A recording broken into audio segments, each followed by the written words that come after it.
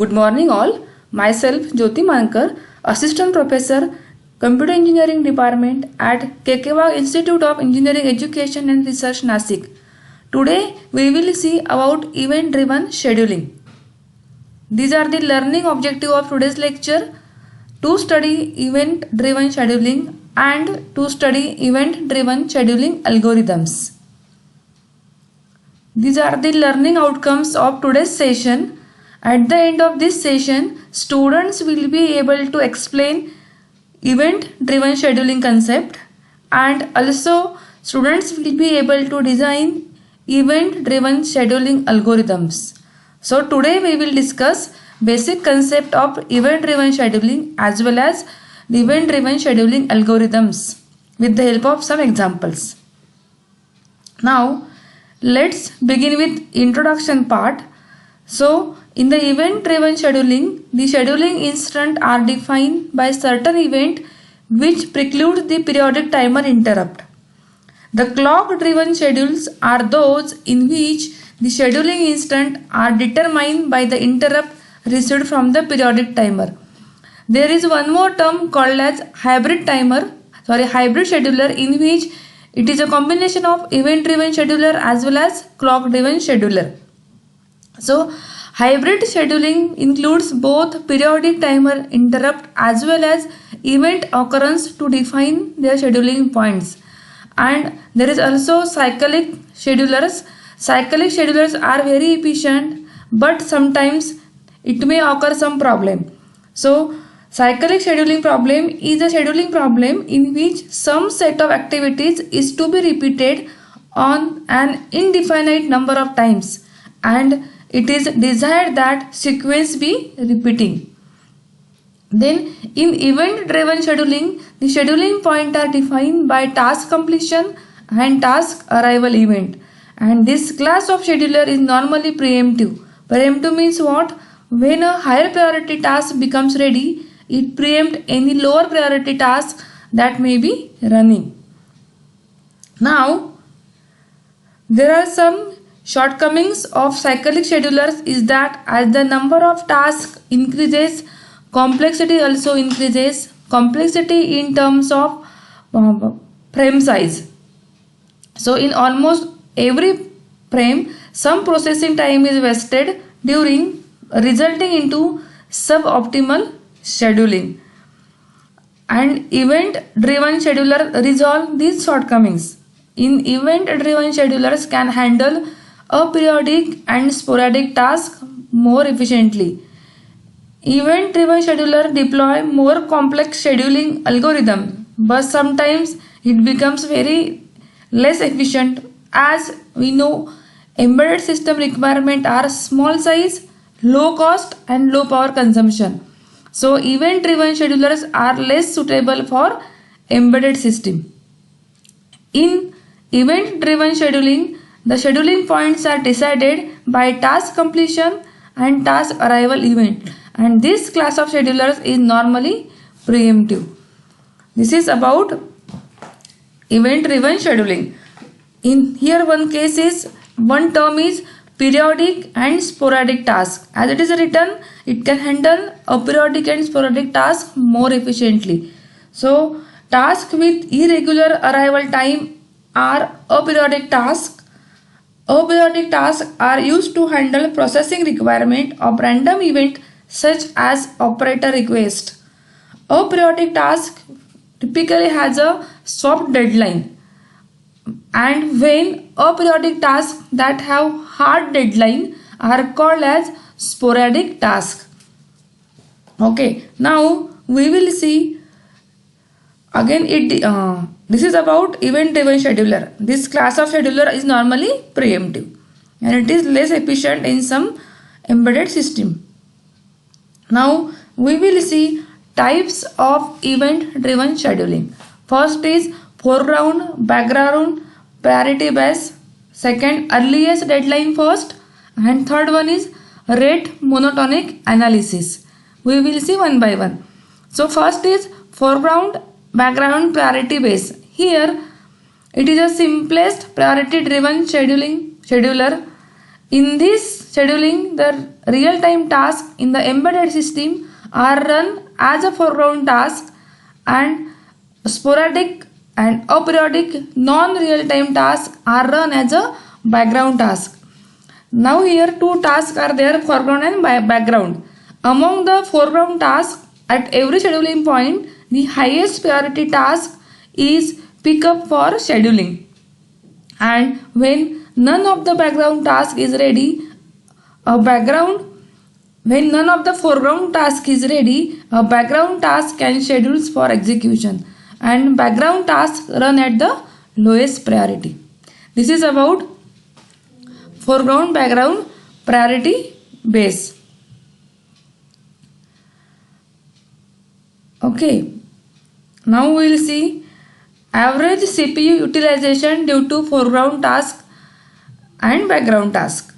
So in foreground task, average CPU utilization is expressed as EI by PI, where EI is the amount of processing time required over every period PI, and average time available for the execution of background task per unit time is 1 minus this one.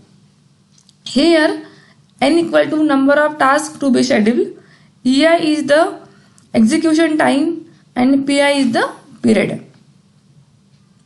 Now second one is earliest deadline first.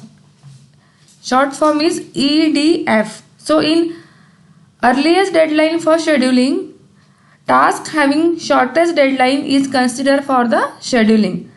Earliest deadline first scheduling principle is very simple to understand. EDF, the task set is schedulable if and only if satisfy the condition that the total processor utilization due to task is less than 1, and EDF is proven optimal uniprocessor scheduling algorithm. Okay, we will see average time utilization. Okay, again there are some shortcomings, some drawbacks of EDF scheduling. That is, first is transient overhead problem. Second is resource sharing problem, and third one is efficient implementation problem. So first is transient overload problem. Here transient overload means overload of a system for a very short duration. Transient overhead occurs when some task takes more time for task completion than the originally planned time during the system design. There are several reasons for that. There are several reasons to prolong the task completion. For example, task might stuck into infinite loop or sum across the unusual condition and switch to a rarely used branch due to some abnormal input value. This might be happens. When EDF is used for scheduling a set of periodic real-time tasks with extra time to its completion can cause some other time to miss their deadline. So this is about problems. Again, one more is the prediction can be done for tasks that execute immediately after a task that cause transient overload. Now second one is resource sharing problem. This is the problem again occur because of first problem occur, that is transient overhead function problem.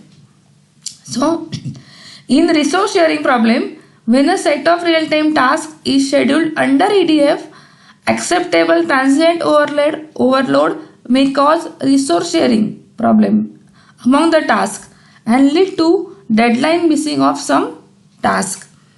Now third one is efficient implementation problem. So in EDF, it is difficult to restrict the number of tasks with restrict deadlines to a reasonable number, and for more flexible EDF implementation, we need to arrange the tasks accordingly to their deadline into a priority queue.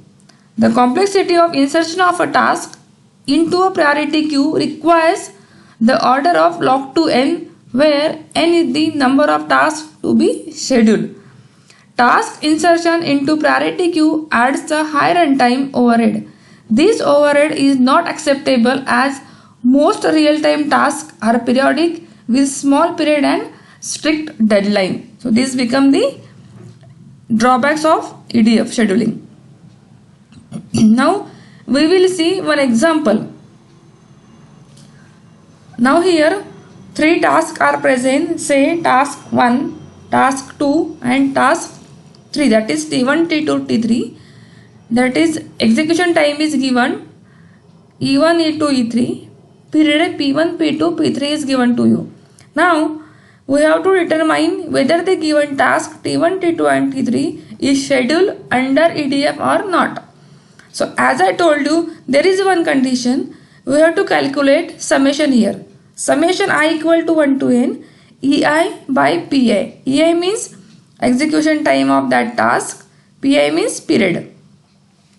So it is, we have to calculate 10 by 40, 5 by 60, 10 by 45. N equal to number of tasks, that is 1, 2 and 3. So answer is now 0.86. So it is less than 1? Yes. So we can schedule these tasks under EDF. I hope you are understood. Okay. Now next one is, that is last type is rate monotonic analysis. So rate monotonic analysis is a static priority algorithm. It is extensively used in most of the practical applications. RMA priority of tasks are assigned as per their rate of occurrence. The lower the occurrence rate of a task, lower is the priority assigned to it. Highest occurrence rate, that is lowest priority task, has highest priority. RMA is proved as a optimal static priority real-time task scheduling algorithms. Again, in RMA, the priority of a task is directly proportional to its occurrence rate. Okay, in RMA, in simple word, we can say that the task with shortest period execute with the highest priority. RMA is a priority based scheduling. The scheduling means what? Scheduling is normally preemptive. That is, if it ensures that task is preempted if another task with shorter period is expected to run.